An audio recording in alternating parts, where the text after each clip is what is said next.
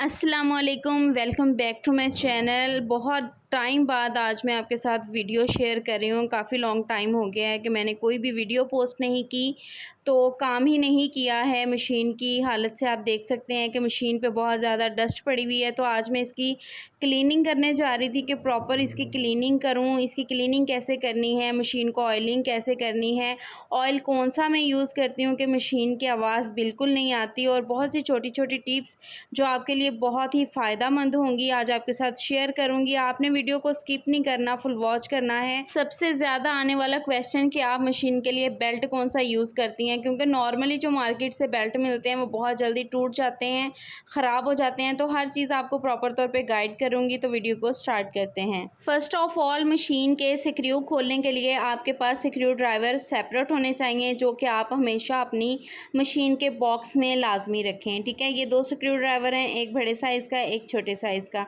Second चीज़, आपके पास toothbrush होना चाहिए। कोई भी टूथब्रश ले लें आप, जो भी वेस्ट हो आप उसको जो है वो फेंक के नहीं रख लें, क्योंकि मशीन की सफाई में ये बहुत ज़्यादा फ़ायदेमंद साबित होता है।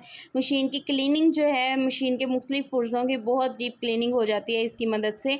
आप कोई भी सॉफ्ट फैब्रिक लें लॉन का, उसके साथ आपने सबसे पहले मशीन को साफ़ करना है, लेकिन आपने उससे भी पहले मशीन की जो नीडल होती है ना, उसको नीचे कर लेना है, क्योंकि जब हम क्लीनिंग करते हैं फैब्रिक के साथ तो फैब्रिक अक्सर जो है वो नीडल में अटक जाता है, और नीडल की जो टिप होती है, उसका किनारा होता है, वो टूट जाता है, नीडल ख़राब हो जाती है। तो आपने जो है सबसे पहले मशीन का सारा हिस्सों को डस्ट ऑफ करना है, उसके बाद जो है हम इसकी डीप क्लीनिंग स्टार्ट करेंगे। अब हमने मशीन की क्लीनिंग करनी है, तो उसके लिए हमने इस प्लेट को खोल लेना है। इसके स्क्रू ओपन करके आप एक साइड पर रख लें। बेहतर है कि आप कोई भी मैग्नेट ले लें, उसको मशीन के साथ लगा लें, और जितने भी स्क्रू ओपन करें उसके साथ अटैच करते जाएँ। मशीन की क्लीनिंग करने के लिए आपने नीडल भी उतार देनी है, और मशीन का फुट भी निकाल के साइड पे कर देना है। उसके बाद हमने ये प्लेट जो खोली है मशीन की, इसको निकाल लेंगे। अब इसके नीचे देखें कितना ज़्यादा डस्ट और बुर फंसी हुई है, क्योंकि हम जब बहुत ज़्यादा फैब्रिक स्टिच कर रहे होते हैं ना, तो उसकी फैब्रिक की जो बुर होती है, डस्ट होती है, वो मशीन के अंदर चली जाती है। तो आपने हमेशा नीडल और फुट उतार देना है, ताकि ब्रश के साथ जब आप क्लीनिंग करें तो ब्रश अटके नहीं और क्लीनिंग अच्छे से हो जाए। अब ब्रश के साथ क्लीनिंग करने से ये फ़ायदा होता है कि छोटी छोटी जगह पे भी जो बुर फंसी होती है ना, वो निकल जाती है। अच्छे से हम क्लीनिंग कर लेंगे, सारी डस्ट निकाल देंगे। दंदाने साफ़ करने के बाद आपने क्या करना है, नीडल लेनी है, और नीडल को नीचे वाली साइड पे, दंदानों के नीचे वाली जो साइड होती है ना, वहाँ पे नीडल के साथ आपने सारा कचरा निकालना है। ये देखें, जिस तरह से मैं वीडियो में आपको दिखा रही हूँ, सेम इसी तरह से आपने मशीन की क्लीनिंग करनी है। ये नीचे वाले हिस्से में भी बुर फंसी होती है, जो कि हमारी मशीन में भारीपन होता है, मशीन में आवाज़ बहुत ज़्यादा आती है। तो उसकी यही वजह होती है कि जितनी भी डस्ट होती है ना, उसको आप ज़रूर साफ़ किया करें। वो जब ऑयल के साथ मिक्स होके हमारी मशीन के पुर्ज़ों में फ्रीज़ होती है, तो मशीन में भारीपन आ जाता है। आपने अच्छे से क्लीनिंग कर लेनी है। मशीन को हमने ऊपर से साफ़ कर लिया है। इसके बाद हमने मशीन की बैक साइड से, ये देखें, शटल जो है मशीन का, वो निकाल लेना है। शटल केस होता है जिसमें हमारी बॉबिन डालते हैं, जिसमें बॉबिन केस डालते हैं। तो इस शटल को आपने खोल के लाजमी इसके अंदर जो है वो सारी डस्ट क्लीन करनी है। पहले आप ब्रश की मदद से सारी बुर निकाल लीजिए, फिर फैब्रिक के साथ इसको अच्छे से जो है वो डीप क्लीन करें। मशीन को देखें, मैंने पलट के रख लिया है, जस्ट आपको दिखाने के लिए कि मशीन के ये जो नीचे के सारे पार्ट हैं, इनको मैंने क्लीन कर लिया है। अब बॉयलिंग किन हिस्सों पे करनी है, ये देखें, जो जो हिस्से मूवमेंट करेंगे, जिन जिन हिस्सों पे स्क्रू लगे हुए हैं, इन सारे हिस्सों पे जो है वो आपने ऑयलिंग करनी है। मैं आपको मशीन चला के भी दिखाऊँगी। जो हिस्से मूवमेंट कर रहे होंगे, आपने सारे हिस्सों पर जो है वो ऑयलिंग करनी है। अब आपने वीडियो पे फोकस करना है कि मैं किन किन हिस्सों पे ऑयलिंग कर रही हूँ। तो आपने सेम उसी तरह से अपनी मशीन की ऑयलिंग करनी है। तो जो हिस्से हमारे मूवमेंट कर रहे होते हैं, जैसे कि मैंने आपको पहले वीडियो में दिखाया मशीन चला के भी, तो उन हिस्सों पे आपने जो है वो ऑयलिंग करनी है। याद रहे कि आपने शटल केस के अंदर जो है वो ऑयलिंग नहीं करनी, इससे आपकी मशीन मज़ीद भारी हो जाएगी। उसका रीज़न भी मैं आगे चल के वीडियो में आपको दिखाऊँगी। ये देखें, अब मैं मशीन को चला रही हूँ ताकि ऑयल इसके पुर्ज़ों में अच्छे से मिक्स हो जाए। अब ये हमारा जो शटल केस है, इसको मैं इस तरह से बंद कर दूंगी, लेकिन इसमें मैंने बिल्कुल भी ऑयलिंग नहीं की। रीज़न ये है कि सबसे ज़्यादा फैब्रिक की बुर इसी जगह पे जो है वो इकट्ठी होती है। अगर हम इसको ऑयलिंग कर देते हैं ना, तो फिर बुर जो है वो फ्रीज़ हो जाती है, जिससे हमारी मशीन में भारीपन आता है और मशीन बहुत भारी चलती है, आवाज़ देती है, धागा टूटना स्टार्ट हो जाता है, क्योंकि शटल की मूवमेंट जो है ना वो अच्छे से नहीं हो पाती। दूसरा ये कि आपने ये जो दंदाने होते हैं, इनके अंदर भी ऑयलिंग नहीं करनी, क्योंकि यहाँ भी बहुत ज़्यादा फैब्रिक की बुर इकट्ठी होती है। इन 2 जगहों पे आपने ऑयलिंग नहीं करनी। अब ये वाला पॉइंट जहाँ पे मशीन का व्हील घूम रहा होता है, इस जगह को आपने बहुत अच्छे से क्लीन करना है। अक्सर यहाँ पे धागे फंस जाते हैं, तो मशीन का व्हील जो है बहुत भारी चल रहा होता है। कपड़े की बुर और धागे फंसने से ये हिस्सा भारी हो जाता है। अच्छे से इसकी क्लीनिंग करके आपने यहाँ भी 2 से 3 ड्रॉप्स ऑयल के लाजमी डालने हैं। अब नेक्स्ट चीज़ ये कि मैं बेल्ट कौन सा यूज़ करती हूँ, तो मार्केट में 30-40 रुपए का एक दंदाने वाला बेल्ट आता है, वो बहुत जल्दी ख़राब हो जाता है। तो मैं ये अच्छे वाला बेल्ट यूज़ करती हूँ। अंदर से देखें इसकी इस तरह से बारीक सी झरी होती है, गैप होता है, और बाहर से ये बिल्कुल प्लेन होता है। ये 250 या 200 तक ईज़िली मार्केट से मिल जाता है। ये बेल्ट बिल्कुल भी ख़राब नहीं होता। एक दफ़ा आप इन्वेस्ट कर लें तो बहुत टाइम तक आपका ये बेल्ट चल जाएगा। ये बिल्कुल भी ख़राब नहीं होता। अच्छे से जो है वो हर मशीन के साथ ये फ़िक्स हो जाता है। साइज़ इसका एक ही मिलता है और बहुत अच्छे से मशीन के साथ फ़िक्स हो जाता है। तो लाज़मी आप ये वाला बेल्ट यूज़ करें। दूसरा बेल्ट जो है वो बहुत जल्दी ख़राब हो जाता है, उसको बिल्कुल भी यूज़ ना करें। दूसरा ये कि मशीन के बैक साइड पे ये जो डब्बी लगी होती है, इसको आपने खोलना है। इस ढक्कन को खोल के इसके अंदर जो सारे पुर्जे होते हैं मैं आपको करीब करके दिखाऊंगी। इसमें भी आपने डीप क्लीनिंग करनी है और बहुत अच्छे से ऑयलिंग करनी है। ये आपको मैं करीब से भी दिखा रही हूँ। ये जो सारे इसके अंदर आपके पुर्जे हैं मशीन के, इनको पहले अच्छे से नीट करें फैब्रिक के साथ। उसके बाद ये जो भी हिस्से मूवमेंट कर रहे हैं इस तरह से, इनके अंदर आपने जो है किनारों पर ऑयल डालना है। 2-3 ड्रॉप्स इसमें ऑयल के आप लाजमी डालें। इससे क्या आपकी मशीन का भारीपन ख़त्म हो जाएगा। फिर ऊपर ये जो छोटे छोटे से सुराख बने होते हैं, इनके अंदर भी आपने 2-3 ड्रॉप्स जो हैं वो ऑयल के लाजमी डाल देने हैं।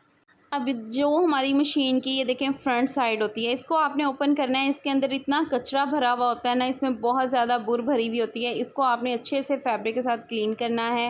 क्लीन करने के बाद आपने इसको जो है वो ब्रश की मदद से भी बारीक बारीक इसके अंदर जितने भी रुए फंसे होते हैं, बुर फंसी होती है, आपने सारी अच्छे से निकालनी है। क्योंकि ये जो हिस्सा होता है ये हमारी अक्सर इसकी वजह से जो है ना, इस हिस्से में ख़राबी की वजह से हमारी मशीन जो है वो धागा तोड़ना स्टार्ट कर देती है।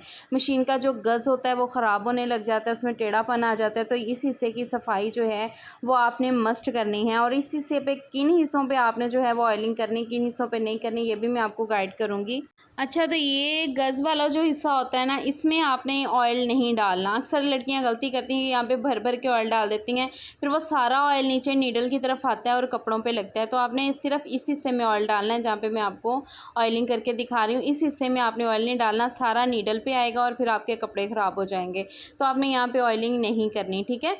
तो इसके बाद ये जो इसके अंदर सारे इसके ये देखें मैं पुर्जे दिखा रही हूँ, जो सारे पुर्जे ये वाले घूमेंगे। आपने पीछे से जो है मशीन का व्हील घुमा के देखना है, जो सारे पुर्जे मूवमेंट कर रहे हैं इनके अंदर आपने अच्छे से ऑयलिंग करनी है। तो ये देखें इस तरह से मैं इसके अंदर अच्छे से ऑयलिंग कर दूंगी। साथ साथ व्हील घुमा के देख रही हूँ कि कौन सा हिस्सा जो है वो मूवमेंट कर रहा है, वहीं पे इसके अच्छे से जो है वो मैं ऑयलिंग कर रही हूँ। तो यहाँ पे हमने मशीन की प्रॉपर ऑयलिंग जो है वो कर ली है। इसके बाद जो है हम इस हिस्से को बंद कर देंगे। बंद करने के बाद अब मैं आपको बताऊँगी कि मैं ऑयल जो है वो कौन सा यूज़ करती हूँ। बंद करने के बाद एक दफ़ा आप जो है वो मशीन को अच्छे से चला लें, खाली मशीन को। अब ऑयल मैं कौन सा यूज़ करती हूँ, ऑयल जो है मशीन का मैं खुद तैयार करती हूँ। 2 चीज़ें मिक्स करके, एक तो केरोसिन ऑयल जिसको मिट्टी का तेल बोलते हैं वो आपने ले लेना है, और दूसरा आपने इंजन ऑयल लेना है। आप मोटर बाइक का इंजन ऑयल भी ले सकते हैं, गाड़ियों वाला इंजन ऑयल भी ले सकते हैं। एक हिस्सा आपने इंजन ऑयल का डालना है, 2 हिस्से आपने मिट्टी के तेल के डालने हैं। अच्छे से उसको शेक कर लें, और वो वाला ऑयल जो है मशीन के लिए इंतहाई बेस्ट है। मैं वही वाला ऑयल बना के यूज़ करती हूँ। पिछली वीडियोस में मैंने सेपरेट वीडियोस बनाई थी, मशीन की सफाई कैसे करते हैं, आवाज़ कैसे ख़त्म करते हैं, और ऑयल बनाने की वीडियो सेपरेट बनाई थी। बहुत से लोगों के कमेंट्स आ रहे थे कि आप एक ही प्लीज़ वीडियो में सब कुछ बता दें ताकि हमें बार बार दोनों वीडियोस को ढूंढना ना पड़े। तो मैंने इसीलिए दोबारा से, एक तो मशीन की क्लीनिंग करनी थी, दूसरा ये कि मैंने सोचा आपको क्लीनिंग भी करके दिखाऊं और ऑयल का भी साथ में ही बता देती हूँ कि किन चीज़ों को मिक्स करके मैंने ऑयल बनाया है। जब आपने इंजन ऑयल लेना है तो वो आपने यूज़ इंजन ऑयल नहीं लेना, ब्लैक वाला नहीं लेना, फ्रेश इंजन ऑयल लेना है। मोटर बाइक की शॉप से आसानी से मिल जाता है, थोड़ा सा मंगवा लें, उसको आप जो है वो एक बोतल में डाल लें।